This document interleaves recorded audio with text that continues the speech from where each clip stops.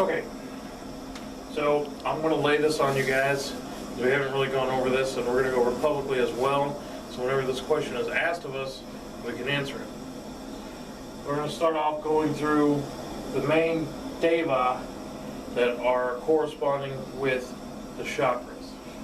Since we're moving into that paradigm, moving into the Tantric Hindu ideas, we're going to explain it all at once. Angra Mainyu is a term normally used in the older term for Ahriman. But what Angra Mainyu actually means, it's a spirit of anguish or the mentality of anguish. And that Ahriman is the physical, amorphic embodiment of the spirit or the mentality of anguish. So when they constantly are talking about the deadliest of all deva, the deva of all death, Angra Mainyu or Ahriman, you have to understand that the whole point of the devil is to spread anguish and to bring the mentality of anguish onto every person in the earth. And that's how he's destroying and attacking the world. Because the concept of destruction from the Indo-Iranian understanding versus an Americanized understanding, where an American is going to look at destruction as like an atomic bomb, boom. Now they're going to see that like a wrathful destruction of a bomb, but when you go into the Indo-Iranian ideas of destruction, it's really more like the fallout of that explosion. It's the apathy, it's the decay, it's the lack of life and how everything starts to fall apart and decay. So think of like death. If you were to come across a dead body, say of your grandmother, she's dead, she's filled with maggots and flies are buzzing about, there's other animals like jackals eating on the body, what kind of anguish would that bring to your mind? And that would set in a mentality of anguish over you. And that type of event with that demonic presence would begin the concept of having the mind or the spirit of anguish. Does that make more sense? So it's not so much we could say all day it's the Persian devil. We can say it all fucking day and they're automatically going to go, Satan. No, it's not Satan. Satan is a title.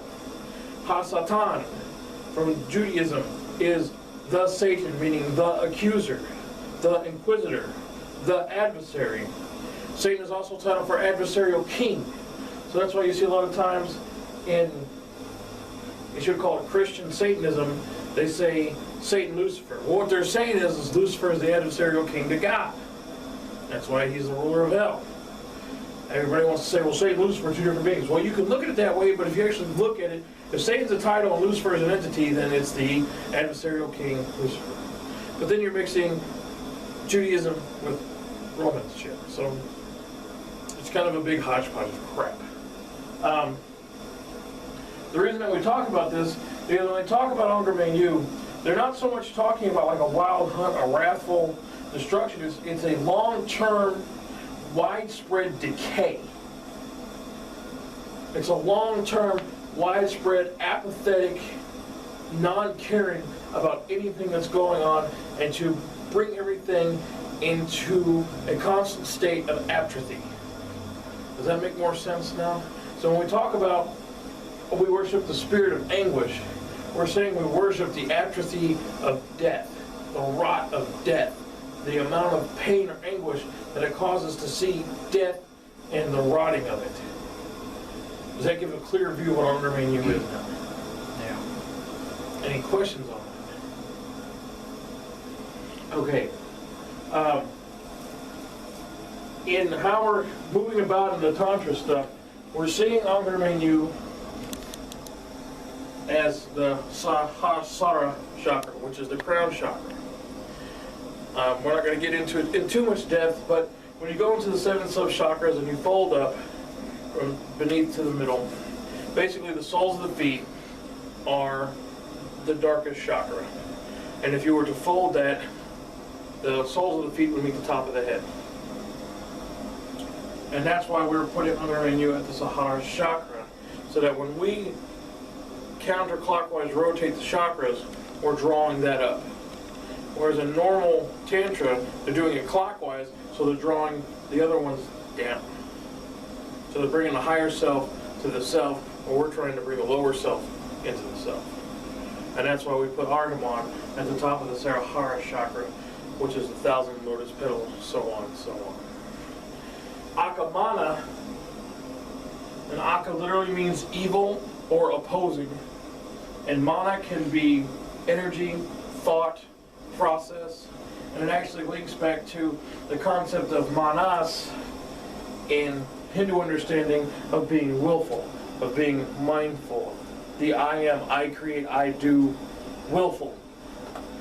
And you see it as the term of Akaman and other names. What that is saying is it creates the concept of the evil thought. And from evil thought comes evil speech, from evil speech comes evil action. So we have to be mindful of our thoughts to make sure that we're maintaining that evil concept. Evil for us meaning against Ahura Mazda's laws, or against man-made dogma, bottom line. Murder is considered wrong and it's considered evil. It's there. But it doesn't mean it has to be the first thing you jump to. Us, for example, putting costume blood all over the Virgin Mary would be considered evil to a lot of people.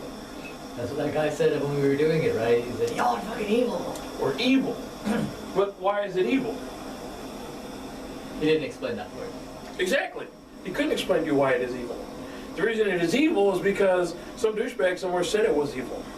And he said that he was connected to God and God told him it was evil. So what if we would have had, say, a statue of SpongeBob and did the exact same thing? It's not evil.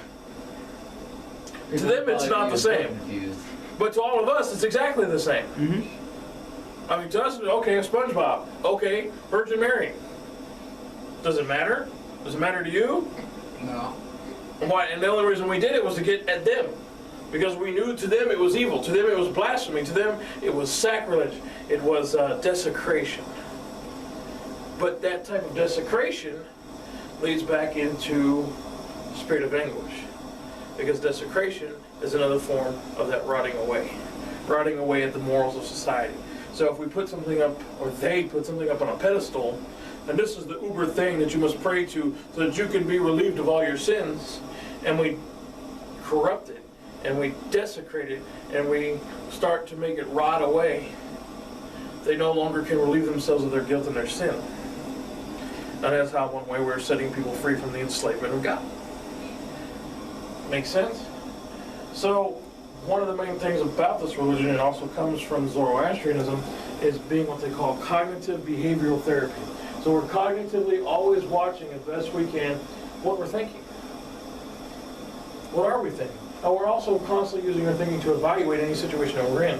So like when we say, I know that I'm always in the presence of the enemy and I will keep mindful for my own self-preservation. That's exactly what we're talking about. We're trying to keep our own self-preservation because we're always in a situation where we can get hurt. I mean, we live in the Bible though, because it's going to say. So that's that concept of mind, and that evil mind. The evil mind also has to be a calculating mind, a plotting mind, a mind that's always paying attention to all the details around it. But it's also got to be able to manipulate the situations, and it's got to be able to make things go in its direction or destroy the things that it can't manipulate. And that's why it's so important. And when you get into Middle and later Zoroastrian text, there's a lot of where they personify the Deva. And one of the main Deva they personify is Akaman or Akamana. And it's constantly in war. So you're constantly having that war of mind. Because Zoroastrians understood that everything starts in the mind. And that's where it all starts. And if you look into other cultures, since Judaism seems to keep spreading in everything that we do, everything that we see in the occult, they have Megatron's cube. And when you put 13 Megatron's cubes together, it actually makes a full three-dimensional cube. And this to them is the concept of having the subconscious mind and the conscious mind working together to create the thought to start the creation process. Does that make sense? So Akamana is basically the personification and the demon of evil thought, and it's also produces evil thought through lust. And that's an earlier form of Akamana. It is connected to what's known as the Ajna chakra. Most people are knowing it as the third eye chakra. According to how things are done, energy comes in through the back of the head and it comes out through the Ajna chakra. Whenever you're dealing with divinities or demonics, the energy comes into the back of the head, comes out of the Ajna chakra. Kind of like light hitting the prism and then separating into different colors. You can see it that way, yeah. And also with Hindu, you also have a lot of the Devonic inspiration directly hitting the third eye chakra. So depending on what type of entity you're working with, it'll either push them through the back of the head or it'll come directly into the ajna. But whenever we're visualizing and pushing out things into the aether, it is specifically from the ajna chakra. And of course that's hooked into the pituitary gland and all kinds of other things on the inside of the brain that help create the resonance. Non-shite. The image of non-shite that should be used is like this one with Shiva, where he has Vasuki around his neck. And it represents discontentment, if that makes sense. You're discontent. You're not happy with what's going on. You're not feeling well at all. And you'll see that all this actually leads into the natures of the dark chakras. But we'll get back to that in a moment. Oops.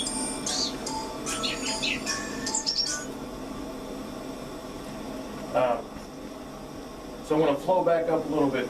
So if you have this mentality of anguish, you're always in this pain, this depression, this anger, this confusion, and you're always in this, and you're worshiping it, and it's enveloping you.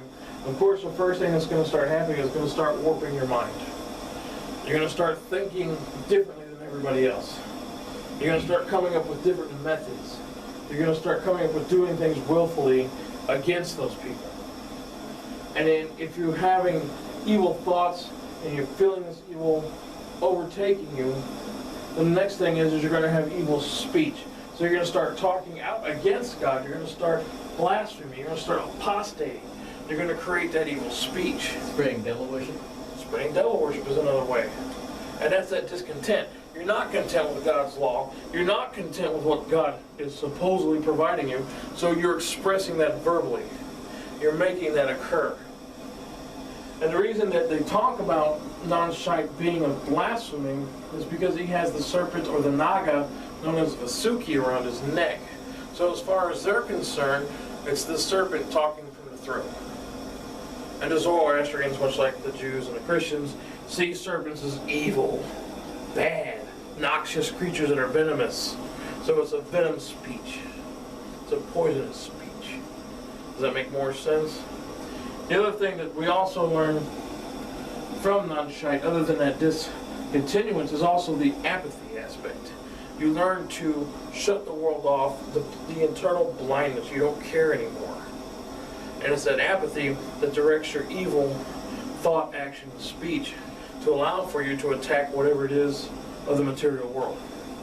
Because you're out for you and nobody else. Does that make more sense?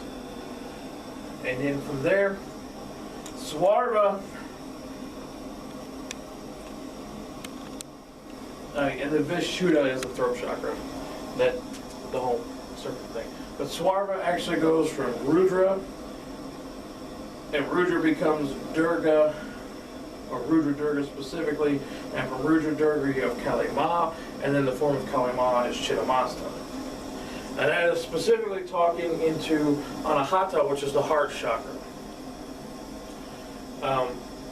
The heart chakra is where action comes from. The action of your work, the action of your hands.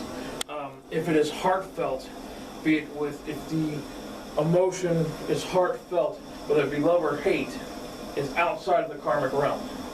So that's why you can see a lot of holy wars where you have holy warriors and they're doing it wholly out of love for their God, that their actions are taken out of karma and they don't have to speak for their actions of war. You see this heavily like in the crusade with both the Muslims and the Christians. And the idea of jihad? Yeah, that's exactly where the idea of jihad comes from. So I love my God so much that I'm not going to let anybody profane or blaspheme it. And so I declare the holy war. And that gives me the heartfelt love for my God, but also the heartfelt hatred for my enemy, so that I'm outside of that karmic balance. So my actions are outside of being judged by the cosmos. Because you're not acting out of love or hate, you're acting out of the maximum of both. The heartfelt emotion, yeah. Because with the heartfelt emotion, what happens a lot of the time is it's considered a divine intervention, where you get the concept of angelic possession coming into the heart chakra to direct the actions of man. Does that make sense? That way, because the term angel comes from Ahura, which comes from Asura. Asura is basically the bad demigods. Well, they were benevolent. They could be good or evil, much like jinn. They could go either way. They had their own free will. But they were more demigods, and they would attack the deva. What stopped them altogether was they sent Kali Ma. Kali Ma ate majority of them, except for the last one, but she made sure to drink every drop of blood because it was the blood that hit and would create new ones. And then when they got the soma, or the elixir of immortality, in her form Chinnamasta, she drank the soma and then cut off her head, so the Asuras could never get the elixir of immortality. And the ones that are left over were put in charge over different layers by hell, by either Brahma, Vishnu, or Shiva, throughout different aspects of hell, and they only reign there. They're not really a part of reality anymore, except for the lower depths of hell. That makes sense. Kind of, but it seems to be one of those, things that doesn't really translate well. No, it doesn't. It's the basic way to put it is, if you have an ahoric, you have two ways that they see. Actually, there's three ways you can be possessed. In a demonic type way, where you're seeing like human spirits that became demonic, such as like the Goetia, like the Ars Goetia. Those are lesser demons. They're considered Satans. So these were different kings against the state of Israel that were demonized. They're demon spirits. So when you have a typical like Christian or Catholic possession, it comes in through the anus and starts eating the chakras from the anus. When you have a demonic, like a deva, such as Shiva, it'll come in through the Sahasrara chakra, go through the chakras and leave on its own. It won't stay and try to inhibit and create something. The Asura are similar. Will come into the heart chakra, mess with the emotion, so that you can do the action without it being on the karmic scale. And then they can come and go freely as they please. Does that make more sense? But even if, as a human being, you're still doing your actions that are heartfelt, whether it be hate or love, and it's a heartfelt action, even without the possession, it's still outside of the karmic balance. And where does that come from, that idea? Where does the concept come from? Yeah. The concept comes from the fact that the heart chakra is considered the crossroads of where the Siva aspect meets the Shakti aspect and the Kundalini. Yeah, but I mean, like, was that in the Tantric books, or was that in like Zoroastrianism? It comes from Tantra. Well, actually, it actually comes from Vedic Hinduism. And then the Puranic actually expounds upon it a little bit more. But that was one of the ways that they could tell whether certain humans were working for Asura was by the fact that they were possessed in the heart chakra. And that their champions, or their heroes, as they say, were able to open the heart chakra and do heroic acts that way. And if the heroic act could be considered like murder, he's murdering all these people because it had to be done, then that allows him to murder all those people and not have a karmic weight or a karmic balance. Does that make more sense? It's kind of a difficult, foreign bunch of weirdness. That seems like it would have like a bunch of certain rules and stuff like that that would make it applicable. Yeah.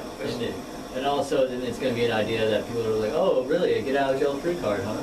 Yeah. So. Yes and no, because it has to be a literal. It has to be heartfelt. You have to truly hate, or you have to truly love what it is that's occurring in order for it to happen.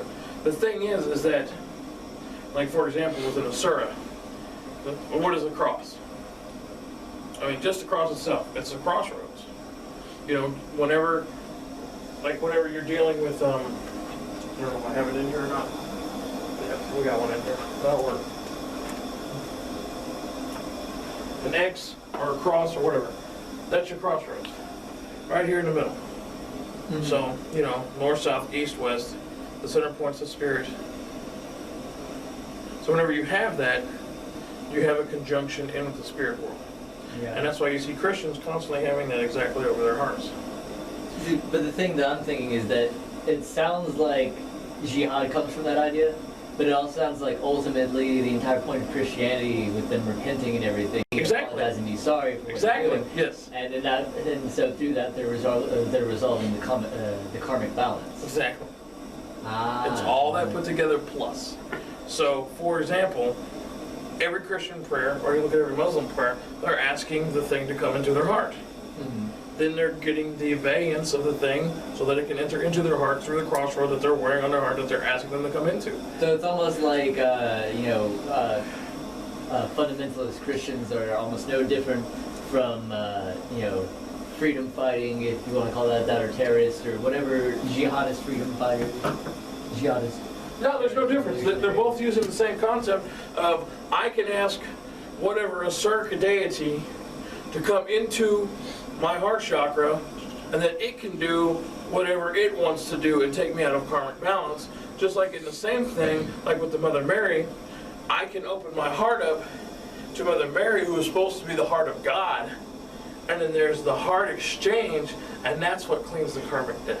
Okay, so ISIS and Christianity basically have the same recruitment hook. Yes. The difference is that it's two It doesn't different. matter what you do, because You can be cleansed of it. Yeah. Yeah. The only thing is they have two different war goddesses. Catholicism's war goddess is Minerva, and Allah is actually Durga Ma. And they're both war goddesses. And that's why you see the clash, because you have two different war gods clashing over the same thing.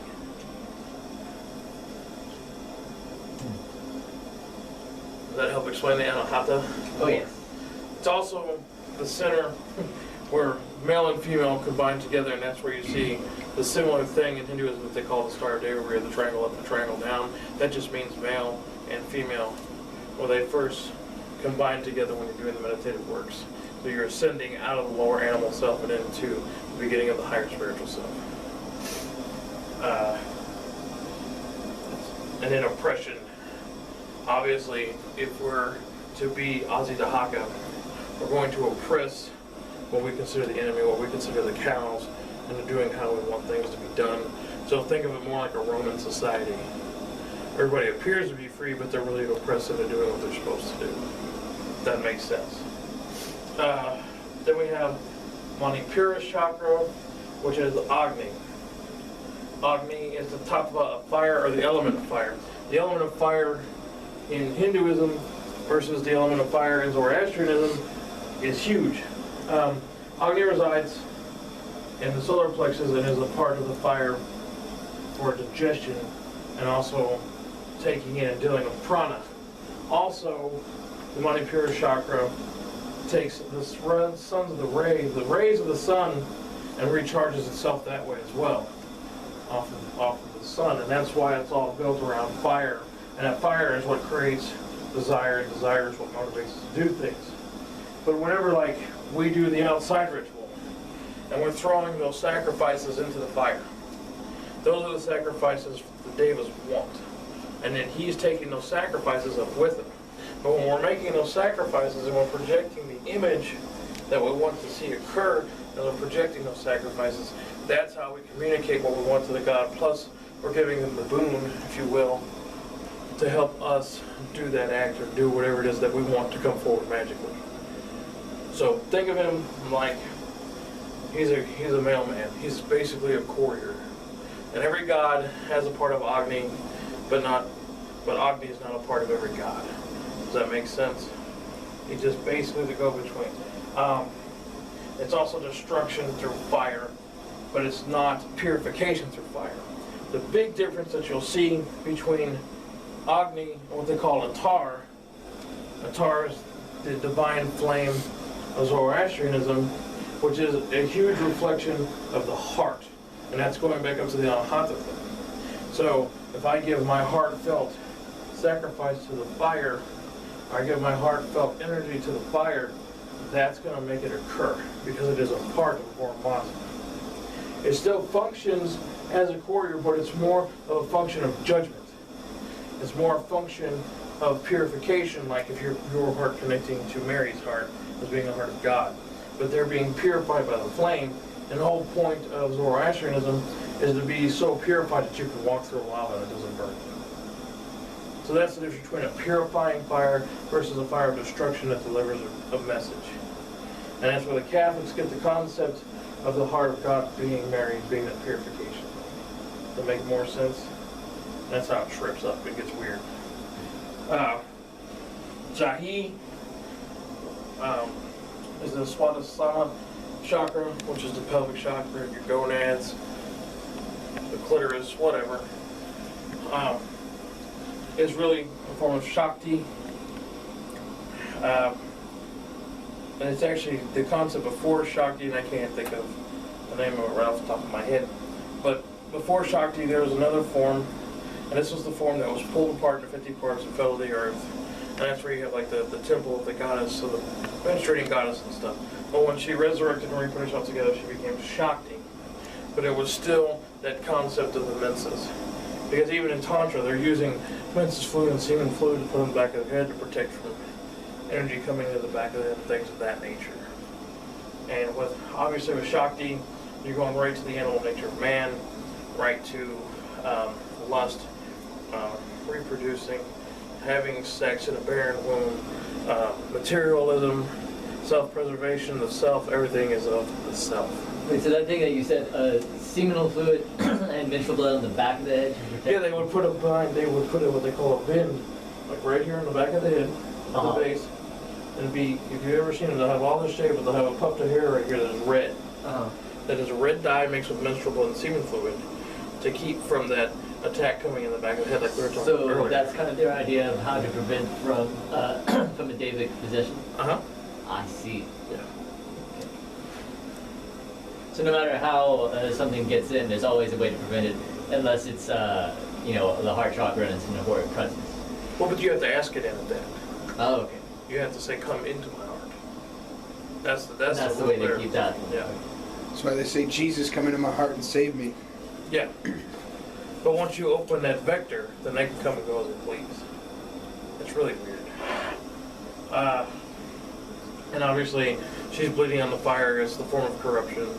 And it also, when you get to this base level, this base animal nature, that is a point at which fear, anger, and jealousy can then corrupt the higher concepts of the self and the higher concepts of the spiritual self, and that is the corruption that we're constantly talking about.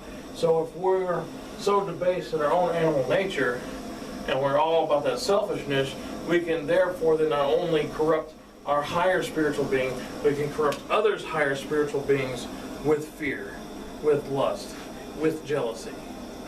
Which will drag them down lower, kind of like gravity. Exactly, and that's how we begin the breaking of the enslavement, by corrupting them with those things, because that's where it all starts. It all starts with fear. Then it moves into anger, then it moves into confusion, and it moves into these different levels the deeper we go, until you get to the point where you are at the base chakra, the Mahaldara chakra, which is over Indra. And when we say Indra, we mean Vedic Indra, we don't mean Indar. Indar is to freeze the mind. Indra was originally the god of all gods till he was put down by Shiva. But he was still holds a high place amongst the gods.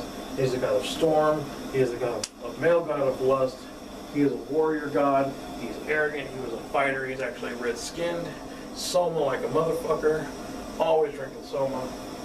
And that is going to be your base root. So it is that warrior concept and that arrogance and that fighting which now gives you the power of vengeance.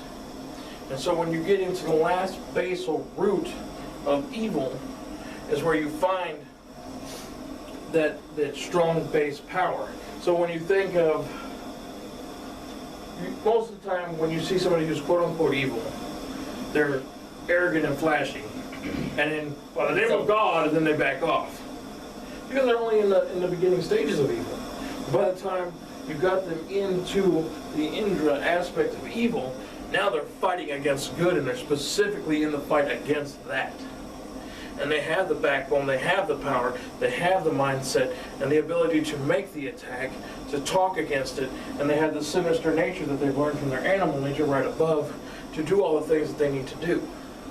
And then when we go back to Akamana, and we go back to Mount Shite, That's how we create the center of the storm, the eye of the storm, which still has chaos in it, but there's more structure there and more sound there, so that as we push everything out, all the chaos and all destruction go from there, and we're controlling from the center. Does that make sense? Okay, that reminds me of a question I was going to ask you, is that when someone's projecting energy out into the Purusha, or pulling the energy out through themselves, since it's traveling through our chakras, is there like a spiritual like kind of stamp on that, of like an imprint of like our energy or personality or anything like that? I'm not understanding your question, so let me ask you a question. Are you saying when another person or entity is projecting energy at us, is there a streamline that we can follow back to that? Not precisely. I think what I'm trying to get at is kind of connected to the idea of pushing your will out into the ether Okay. and having it happen. Is that, like you said, when we are projecting our desires and what we want to happen, we're projecting it out of our third eye. Mm-hmm. So is that us taking in Purushic energy and then pushing it back out with the stamp of what we want to happen onto that? No. Sort of? No? I understand your question now. And no, actually, and this goes for breath, this goes for speech. The vibration starts in the Muladhara chakra, the base root chakra. The vibration starts from there. Then the vibration moves up each chakra, and each time it's making the transformation through each element. So it's starting in the earth element. Then the earth element gives way to the water element, which then gives away to the fire element, which then gives away to the air element, which then gives away to the ether element, which then gives away to the mind or the psychic element. So now whatever it is that you are creating, it passes through all the elements, it gets charged by all the guardians of those chakras, and then when it gets to your mind is when you're adding your own will and your own willpower to it. So now you've taken the tattvas, which are what the different elements are, the tattvas, and you're pushing earth, water, fire, air, ether, mind. And when you speak it and you project it, it becomes creative. And so you're pushing that into the Purusha with all the energy from all the guardians and all the gods and all the elements that's coming out through you. And the vibration starting in the Muladhara chakra. So anything that you cognitate, even if it's going to be speech, thought, or action, it starts as a vibration in the Muladhara chakra, which is the root base of your person. Does that make more sense? Yeah. When we're tapping Purusha, and we're trying to have an exchange with Purusha, that's when we're popping open the crown chakra. And when we pop open the crown chakra, we have to be careful, because if we bust it open and we're hitting a Ahura Mazda or we're hitting the Brahman, then we create the Atman. And then the Atman, when we desire, is what gets dissolved into God and becomes a part of God. So that's why when we're doing the vibrations and we're pulling up the lower nature to the higher nature, we're bringing the concept of Ahriman, who is made of Purusha, to that chakra, and that's why it's bursting into him. And in that way, when we create, like how we do the yasna, where we're feeling the thing, we do the yasna, and then we do the quarterly ritual, and that's where we've made the weave start. And so that's why the clergy at the high magic rituals have to perform, or the altar is having her burst her crown chakra, burst it out. The male is projecting the idea from the Ajna chakra, but she has already not only evocated but invocated the goddess Chinnamasta, where the priest has invocated Ahriman, and you're having that push through all the energies popping her Sarasara chakra. That's being done through the dual evil nature, and that's when you're dealing directly in exchange with the Purushic energy. Okay, so so the method of Kundalini meditation that we're going to go through with is pulling energy up from the base and pushing it out. Or That's all of it. that's it. That's what we're doing. Yeah. Is normal Kundalini meditation or research like, is there a school where it's like the energy coming from out and then in and then down through? Not normally. Not normal. Normally everything starts in the vibrations of the Muladhara chakra when it comes to the individual being. Now, you can, once you've attained the first Kundalini rising all the way through, and you've had the explosion of the Swaharara chakra, and you're creating the Atman, and you're going up to the 7 other higher chakras, then you can bring down the celestial guardians over the planets that are the cosmic chakras and run that through that way, yes. But that's a higher level after you've already busted all of that out. Which is after you reach Samadhi, right? Or Samdi, or how it's pronounced. Samdhiti? Yeah. Yeah, but that comes, but that's oneness, super consciousness, or ego death. exactly, and that's how your jiva becomes an Atman. Nice. The jiva is the ethereal body all by itself. Once the ethereal body is liberated through the Sahara chakra, it becomes the Atman. And then that's when you have gaining of all creation through the creator and the big, huge mind, and that's when you can start. The big giant head. Yeah, that's when you can hit the celestial or the cosmic chakras and then pull that energy down and through. So is the purpose of the Kundalini meditation that we're doing to achieve that point so that we can go to the Atman state? No, absolutely not. We're trying to liberate the jiva so that when we open the Swahara chakra, we open it directly to what is called the Kalkola. The Kalkola is the darkest, it's called black poison. It's the darkest, furthest level of hell. And once the jiva ascends into that level of hell, it can never be reincarnated. So there's 3 ways to go. You can go with the Atman way and be absorbed into God. You can continue through reincarnation all day, all night, all day, all night. Or you can liberate the jiva, and this is what makes a Deva type spirit, by ascending or descending into the bottom level of hell that you can never ascend from because you've done the most darkest, heinous acts according to Hindu dogma. Ah, okay, according to Hindu dogma. Well, and most other dogmas, to be honest with you. Yeah, I suppose that's probably, there's a lot of agreement there. Because so then what we have basically is a choice of whether or not we want to continue reincarnating or just go to hell and never come back. exactly. I see. And we can choose either one of those. Of Yes, course, you can because it's continue to freedom do choice. whatever you want. But you're teaching us how to go to Yes. the Atman. But also through everything leading up to the fact that you have the Sahara Chakra explosion. Everything before that is how you're going to worship and work with a different Deva to attain the Siddhis, which are the supernatural powers that are contained in the chakras. Does that make sense? That's what I was saying. So if we're going to reverse the chakra counterclockwise, leadership in a destructive way, that's how we fold the lesser self onto the self. Versus if we do clockwise, then you're pulling the higher self over the self. So is that what you're going to try and do? Do you not intend to reincarnate again? That's my goal. So you're done with the cycle? Try to be. And what we'll do next week is we'll get into the what they call the sub-chakras or the lesser chakras, which just start from the hip and work their way to the sole of the foot.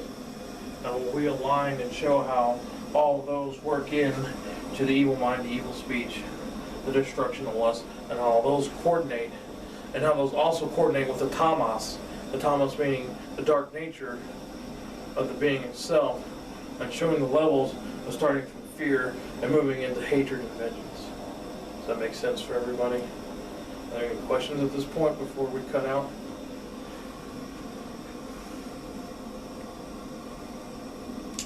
Not particularly, no. What about you, Shani? I don't think so. So next week we'll start with a brief explanation of the gunas, specifically the tamas, and then we'll show how the lower chakras will reflect into these chakras through the pull of the counterclockwise turn of the lotus wheels. And how you move in the different degrees of evil, the same way as you would move in the different degrees of good. And you will also see 9 times out of 10, for both good and evil, from my own observation, is that everything usually stops at the Manipura chakra. This seems to be the hardest hump for most people to get over, going in either direction. Because the seat here on the negative side is jealousy. And jealousy in the form of coveting. And it's very hard for people to move beyond that negative coveting and jealousy because they don't feel validated. It's an invalidation there. And until they learn to validate themselves through their own power, will they be able to move into the other aspects of evil. But it's the same thing when looking at the good, because this is the end of the animal nature spectrum, and now they have to move into the higher nature, into the higher being, and it's where it starts to sense. So it seems on both sides of the scale, it's the Manipura chakra where everybody seems to get stuck in it.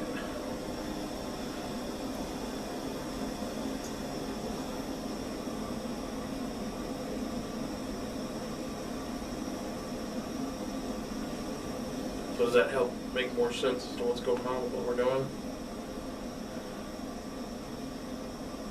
Maybe a little bit. It makes a lot more sense to me.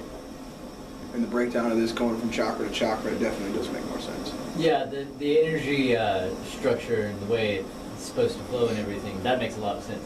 I am kind of not really understanding how we're folding the chakras onto the other chakras. Okay. Like, the way I would normally think it would be done would be like pulling energy up from one end and pushing out through the other, or reversing that.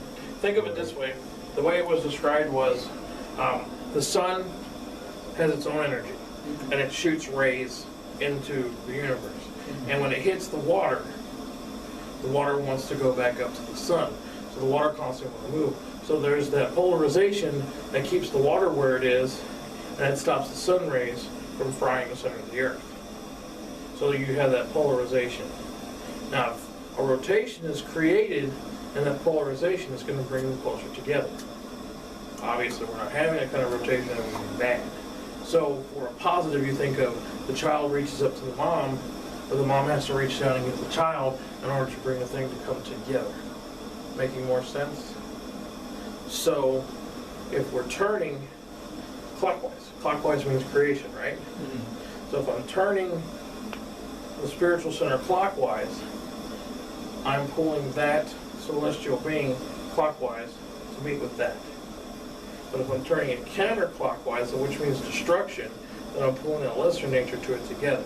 So they both have to come together. And what forces them to come together is the nature, being the tamas, of what both are doing together, and the mind function of evil thought, bringing those in together. The polarization. Does that make more sense? Yeah, okay, so instead of pulling energy to us, we're pushing energy out to meet something else. Exactly. It's a mutual, I'm pulling and it's pushing, and we're coming together. So that way I'm bringing that lower nature into my nature, or I'm bringing that higher nature into my nature. That's when I talk about the fusing. When I'm talking about you explode and you infuse with the all one, or Brahma, the super lord, and you're infusing with that because you're bringing that whole being into yourself. And that's what it is. It's the coming together and the polarization of the duality, or just choosing to go that way instead of that way. Okay, yeah, now that makes sense. You have to pull it like magnets. It's the same magnet that pushes away if it's opposite, stick together.